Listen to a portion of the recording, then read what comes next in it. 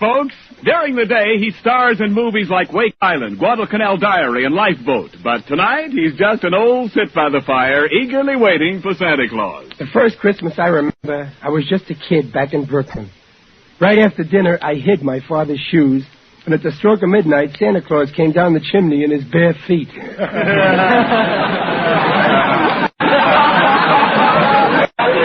American Meat Institute presents William Bendix in The Life of Riley.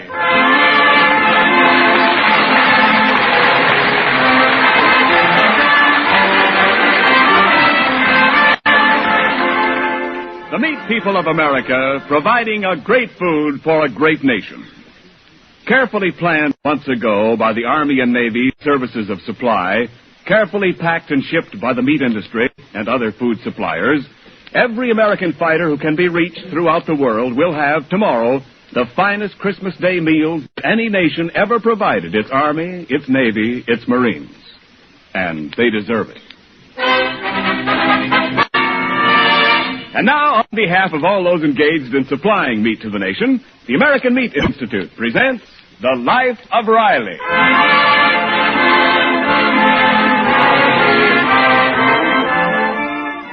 Well, you all know the old nursery rhyme, "'Twas the night before Christmas and all through the house not a creature was stirring, not even a mouse." Well, that doesn't go for the Riley house on this Christmas Eve. There's plenty stirring there. Things began to pop when Riley arrived home from the Los Angeles Aircraft plant where he works with some news that his wife and daughter found a little upsetting. What? You mean to say you invited that Roswell Stevenson here for Christmas? What possessed you to do a thing like that? Well, the reason is... But, Dad, that little drip Roswell will ruin our whole Christmas. The last time he was here, he almost burnt the house down. Well, the reason is... And remember when Roswell hit you on the head with a horseshoe? He said it was for good luck. And still you invite him here on Christmas Eve. Well, why? Well, the reason is... Honest, Riley. Sometimes you do the craziest things. Well, stop moving your mouth like a goldfish. Oh, the least you can do is tell us. Don't just stand there. I ain't standing, I'm sitting. I know you like your boss very much, but if you'll take my advice, you'll call up Mr. Stevenson and say you can't have Roswell here. That's what I think. I was brought up to believe that all babies were brought by the stork. I was wrong. The girls must come by parrot.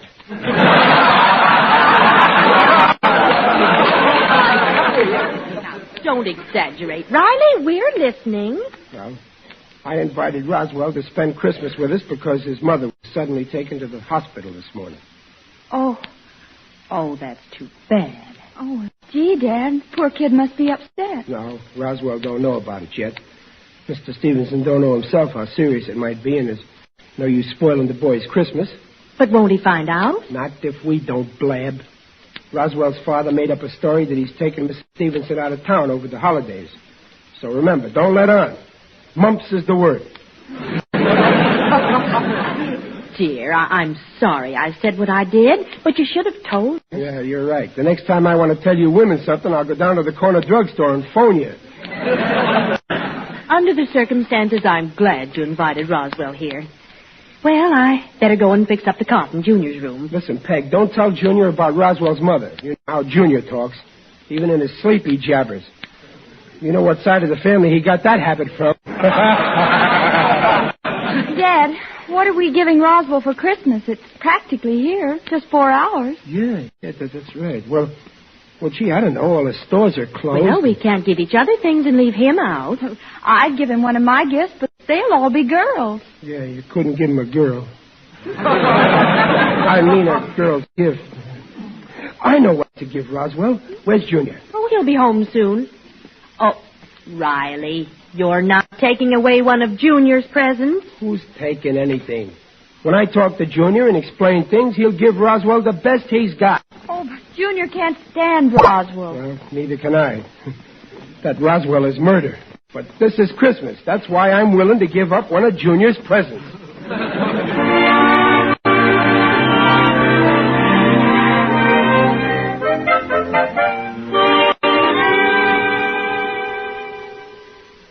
So you see, Junior, at Christmas time, it ain't what you get that makes you happy. I know, Pop. It's what you give that makes you happy. So this year, I'm going to make you happy by letting you give something to somebody you like. Who is this somebody I like? You like Roswell Stevenson, don't you? I think he's a goon. Junior, that ain't the right spirit. On Christmas, you gotta like all the goons. And give him presents. I gotta give Roswell one of my own presents? Now you're getting the idea. Well, I got a better idea, Pop. If it makes people so happy to give, let's make Roswell happy by letting him give me something. I don't seem to be getting my message across so good. Look, Junior, how will it look Christmas morning, our arms loaded with presents, and poor Roswell sitting in a corner twiddling his empty thumbs? Okay. Yeah. Okay, I'll give him something. But what? Oh, now you're talking like my own boy. Now, listen, Junior. You know that little model racing auto that you asked me to build for you? Gosh, Pop, did you make it on the level? Sure. You know how for the past 3 months I've been going bowling every Monday night? Yeah? Well, I haven't. I've been working on that model racer over at Greasy Beaster's garage. Really, Pop? Yep. Gee, that's swell of you. Gee, I don't know how to thank you. Well, you're getting too big to kiss me. But we can shake hands. What's it like, huh, Pop? Well, I don't want to go into any detail because it's a surprise, but it's got everything that a real automobile has got. Tires, headlights, bumpers, license plates, no gas. Well, how big is it, Pop? Well, it's 2 feet long. At least you can find a place to park it in Hollywood. Oh, boy, wait till the gang sees that car. Yeah, and, Junior, that little car you're getting, you ain't getting. Because Roswell's getting it on account of you're giving it to him out of the kindness of your heart. Oh, Pop, no, not my special racer. Oh, Pop. Now, Junior, I ain't got no more time to argue. I'll make you another racer. I'll start right after Christmas, but right now you get busy and change the label on that box there. Make it say, to Roswell from Santa Claus. Gosh, don't I even get credit for giving it up? Well, we don't want him to know it was yours, do I? Now, Junior, you do exactly like I say. And I'm certainly glad you made this decision.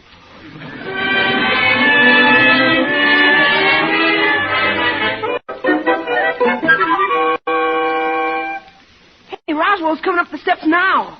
Well, I guess we're all ready for him. I've locked up the ant poison, the matches, and the carving knife. Open the door, Junior. Okay. Yeah.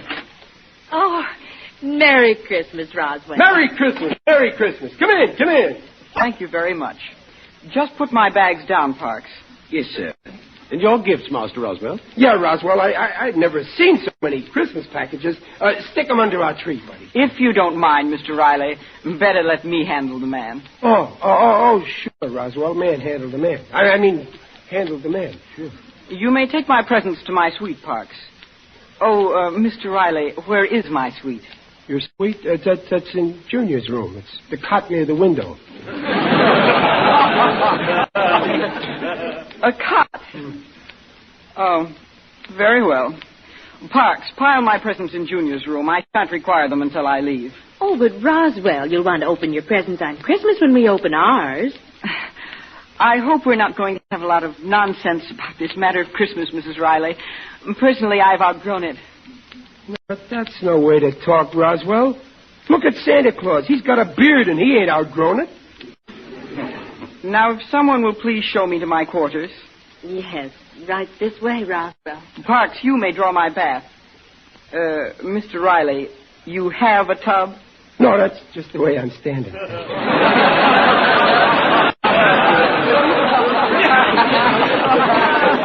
I mean a bathtub. Oh, sure we got a bathtub. Roswell, the stopper is missing, so you'll have to use your big toe. How primitive. Very well, if you'll excuse me.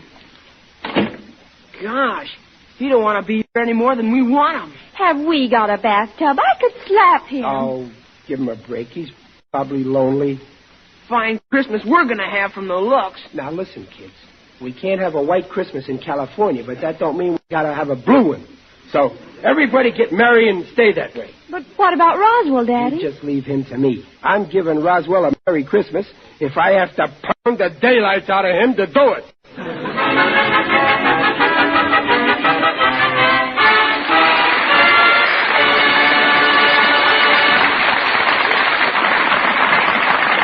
We'll be back with the Rileys and their very difficult house guest in a moment.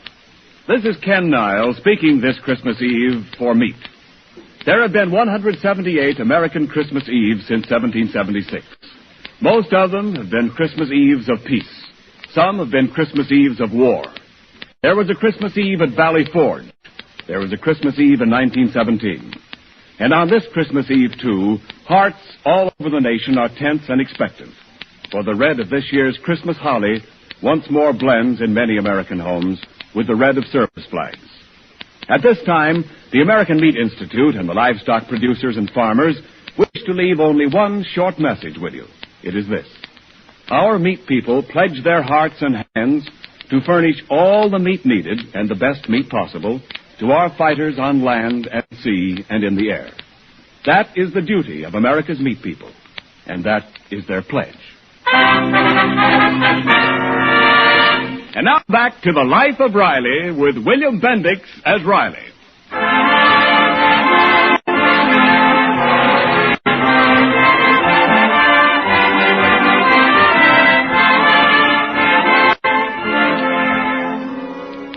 It's a little later on Christmas Eve, and Riley is trying to combine trimming the tree with a lesson on Christmas good cheer for his wealthy but discontented young house guest, Roswell Stevenson, the son of Riley's boss. Roswell, so far, shows no improvement. Look at Roswell. Look what I'm going to put on the tree now. Popcorn stringers. How exciting. Yeah, Mom pops it and Babs strings it and Pop hangs it on the tree. And on Christmas Day comes the best part. Oh, you peddle it on the streets. No, we eat it. Junior, hand me that war bond over there. That's the first thing I'm going to hang on a tree. And I'm going to keep hanging it there every year. Every year, Pop? Yep. Every year for 10 years until it's ripe. And then I'll pick it. Pop, didn't Roswell's father give you that bond? Yeah, it was swell of him, too. Roswell, I hope your dad likes the handkerchiefs I gave him. They may not be big enough. You see, I didn't know what size nose he's got. That's a good one, isn't it, Roswell? Yes. I must remember to tell my father you made a joke about his nose. Suppose we forget about it, Roswell. Hand me that box of Christmas tree ornaments there, Junior. Oh, here, Pop. Yeah. Classy, ain't they, Roswell? They're imported. They come from Brooklyn. Brooklyn? Isn't that a suburb of the Bronx? Roswell, never say that while I'm holding a hammer in my hand.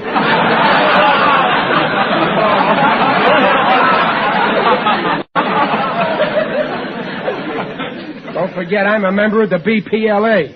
And what, may I ask, is the BPLA? The Brooklyn Patriots of Los Angeles.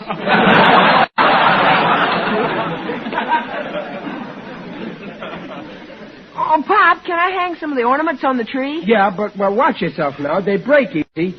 Say, here's one of my special ornaments, Roswell. Look at it. Ain't that a novelty, huh? All I can see is a large cowboy hat. Oh, well, look closer and you'll see Mayor LaGuardia under the hat.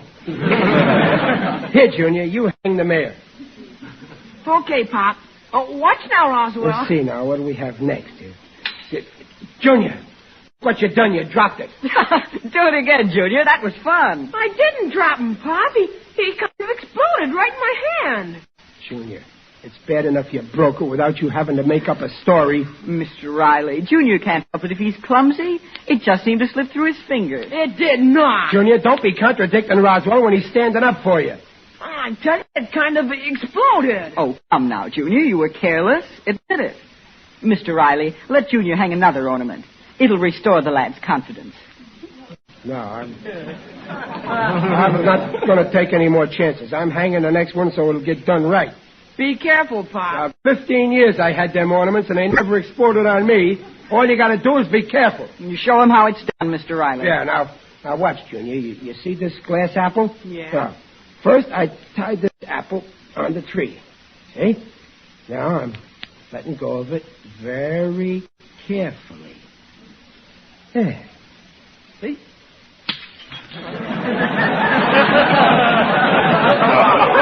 It exploded.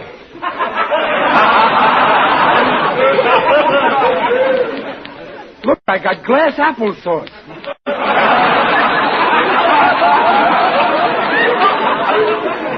I know what happened, Pop. I was watching that time. Roswell did it. That is sheer nonsense. He wasn't nowhere near it. No, but he's got Digby shot and a bean shooter, and he pops him with that. Roswell, what's the idea of sniping at our Christmas tree? It's long past my bedtime, Mr. Riley. I think I'll retire. Roswell, come back here. Roswell, I'm giving you your choice. Either you come back here or I'm gonna... Before you finish your sentence, Mr. Riley, may I remind you that my father is your boss and no man is indispensable? Now, what were you about to say? I was just going to say either you come back here or else do whatever you was going to do. Before I so rudely interrupted, help me pick up the glass, Junior.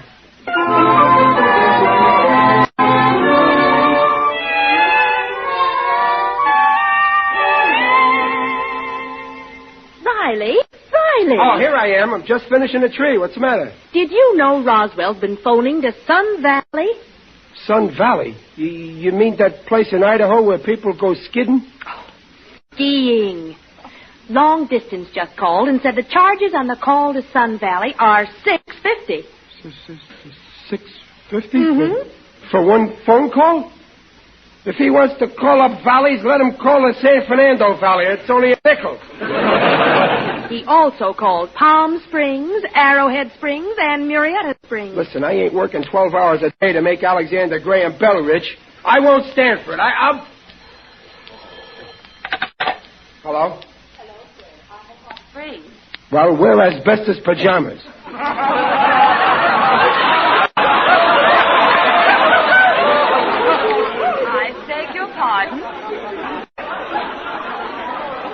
I beg your pardon. Cancel the call, please. Hot Springs. That's way back east. Hot Springs. Oh, Riley, I see now. Roswell's been calling all these resorts to get in touch with his folks. Why, the poor boy's lonesome. Oh, I see, yeah. Gosh, of course. That's why he's been acting so peculiar, even for him. Oh, it's hard for a boy to think his parents deserted him on Christmas Eve. Yeah. Riley, maybe we better tell him about his mother, huh? No. I promised Mr. Stevenson I wouldn't tell. Poor kid. I remember once I was away from home on Christmas Eve. Peg, I'm going to make one more stab at cheering him up. Oh, yes. Show Roswell our stockings all hung up by the fireplace, and hang up his stocking, too. Yeah. For a minute there, when he busted my ornaments, I was going to hang up both of his stockings with him in them. Well, I'll see what I can do for the little guy.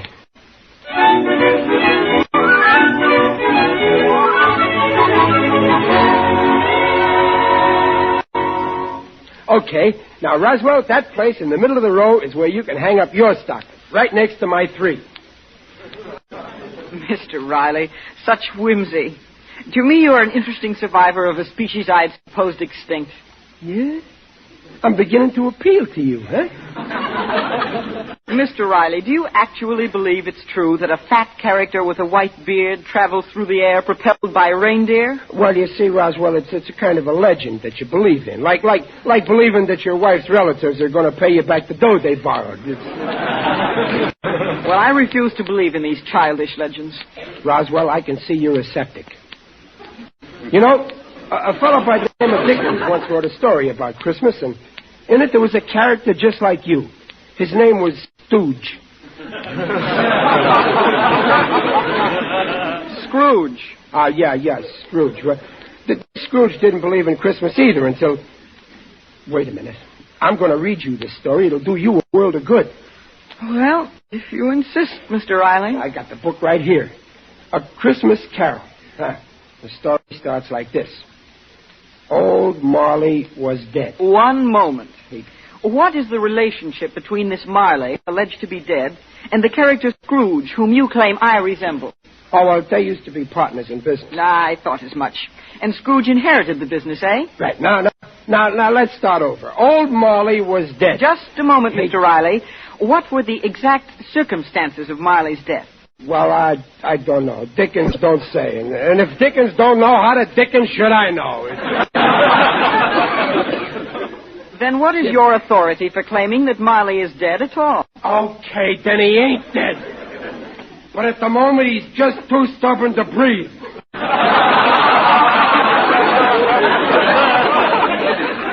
Anyway, what do you care how Marley died?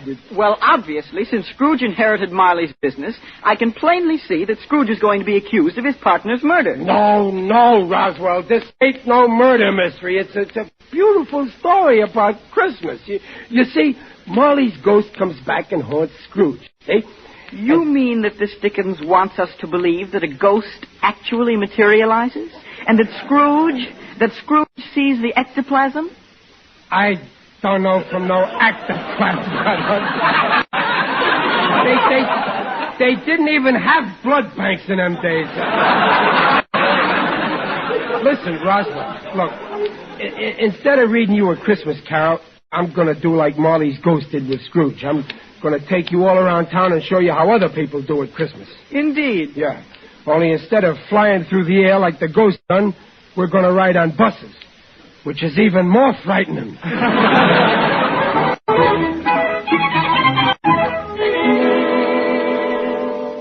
I guess you never seen this part of town before, huh, Roswell? I don't want to see it now. I brought you here to learn something. You've been feeling sorry for yourself and lonesome. I guess you got plenty of reason. But these people are really lonesome. Man's got to be awful shy on real friends before he looks for company down here on Skid Row. But even down here, they're getting ready for Christmas. Look in this place. It's a church. A church? It's nothing but an old store. You can't always tell a church by the architecture. Remember, Christmas didn't start in a cathedral. Look in here through the door. You want to go in a while? No. I don't care to mingle with people like those. People like them, Roswell, are all members of the human race, which I am also. Maybe if you live long enough and learn fast enough, someday we'll put you up for membership.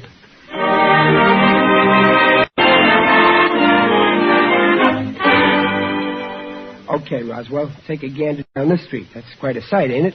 See all them push carts lined up? What junk. Yeah, but cheap, Roswell. And people who can't afford no better buy their Christmas presents off them carts. Sometimes they spend the last money they got so somebody won't go without nothing for Christmas. Look at the old man buying a toy, that guy in the raggedy coat there. I suppose some child will consider that toy quite amusing. Some kid will think it's wonderful. Wait a minute. He can't buy it. He ain't got enough money even for that. Probably costs a nickel too much. Mr. Riley, quick. Let's buy the contents of that pushcart and lower the prices. Call that man back. He won't get far away. But that's quite an idea, Roswell. And I wouldn't wonder if you just hadn't bought yourself the biggest bargain that ever come off a pushcart. You just bought a piece of Santa Claus.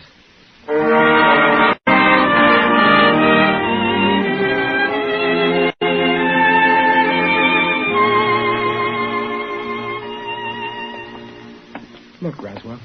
See that lighted up window with the Christmas candle burning in it? There's a star in the window, too. Yeah, stars on a service flag. I know the folks in there. They used to have a boy at home to help them keep Merry Christmas.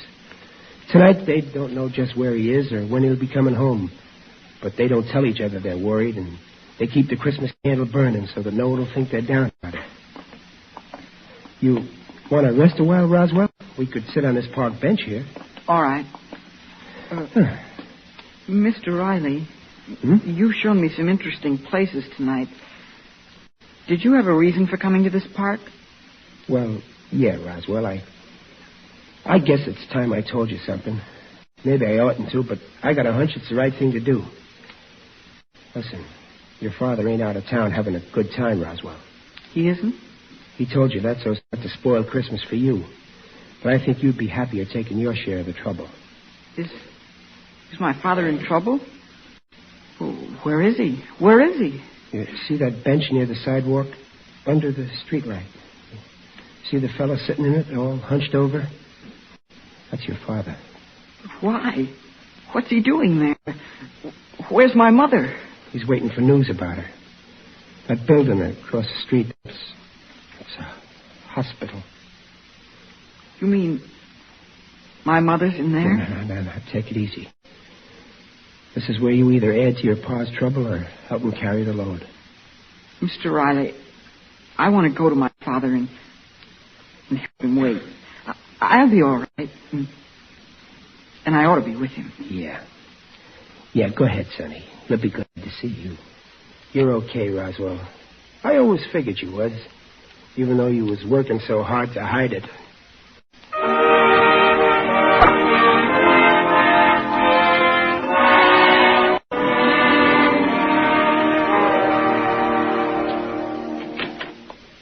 Goodness sake, Riley, where have you been? Where's Roswell? He's coming up our front walk with his old man. He found his father? Well, they kind of found each other, more ways than one. Listen, Peg, I got swell news. Mr. Stevenson's going to be okay. We just heard. Oh. So I made him come back here with me now. Oh, isn't that nice? Well, come in, Mr. Stevenson. I've just heard the good news. Hello, Mrs. Riley. Wonderful, isn't it? Here, Dad, take this chair. It's been quite an ordeal for my father, you know. Yeah, but it's okay now. It's going to be a Merry Christmas for everybody now. Hey, let's light up the Christmas tree, huh? Oh, it won't light, Daddy. We tried everything. It just won't light. It won't light? Well, it's got to light. I wired it myself. Pardon me. Maybe this will help you. Roswell, what's that you took out of your pocket there? The fuse to the Christmas tree lights. Roswell, Babs, run put this back in the fuse box so that we can light the tree. Hey, what's going on? We're starting Merry Christmas, Junior. Give Roswell that present you got for him. No, let me give you one, Junior. Here's a big package that says to Roswell from Santa Claus. I want you to have this, Junior. Gee, thanks, Roswell. Gosh, Pop, that's the racer I was giving him. Don't say nothing. Give him something else. Go on. Roswell, I hope you like turtles because here's one I got today. Merry Christmas. A live turtle? Junior, it's just what I wanted. Merry Christmas. Oh, listen to the bells. It really is Christmas. Merry Christmas, Dumpling. Oh, the same Merry to you, Christmas, dear. Mr. Stevenson. Merry Christmas, Junior. Merry Christmas, Dad. Merry Christmas, Roswell. Merry Christmas, Mr. Riley, Riley. why are you opening the window? I want everybody to hear what I'm going to say next. Come on now, all together, everybody. From everybody in our house to everybody in your house. Merry Christmas.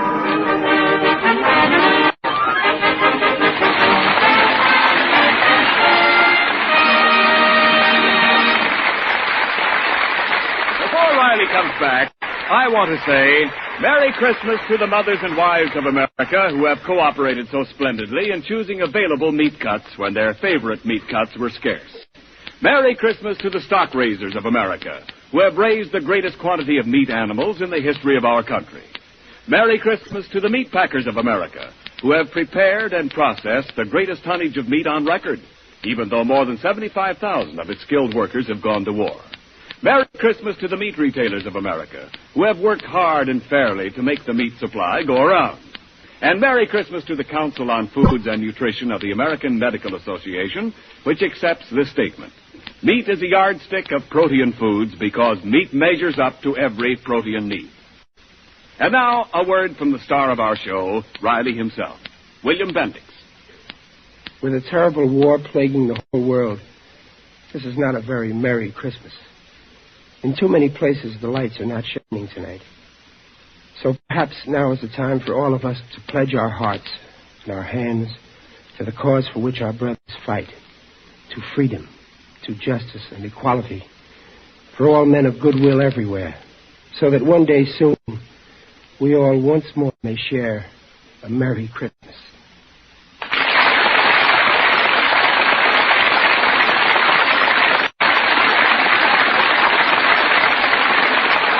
Of Riley next week at the same time. Riley throws a New Year's Eve party with hilarious results. William Bendix plays Riley by arrangement with Hal Roach. This is Ken Niles saying, see you next week. And don't forget, stay tuned to the Blue Network for Keeping Up with the World, which follows immediately. This is the Blue Network. 7:30 at KECA, Los Angeles. Transcribed. Your signal dealer gives the best of service for your car to keep it running smoother and help it last the war. Cars last longer, service signals way.